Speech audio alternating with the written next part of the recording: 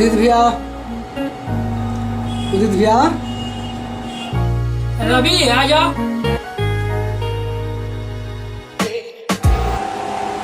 उदित भैया पढ़ाई कर रहे हैं?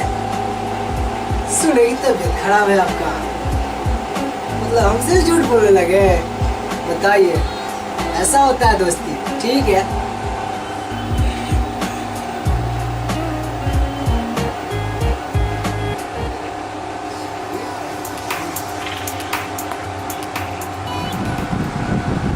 रवि कैसे आना हुआ?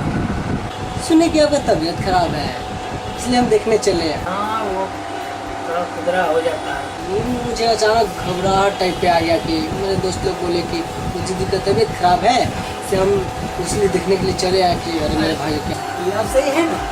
हाँ ठीक है। दवा खा रहे हैं? तो तुम इतना घबराए हो क्यों? मैं अपने भाई के लिए जान के साथ गया। सही बात है, भगवान से मिला कि जो दे खुदरा में दे, पूरा थोक में नहीं दे। अचानक घबरा गया कि अरे मेरा भाई का ये तबीयत खराब हो गया, फिर वहाँ से दौड़ते हुए। अरे ये सब तो हो जाता है, लेकिन भगवान से ये मनाओ कि थोक में एक बार ना दे, खुदरा देगा तो चलेगा।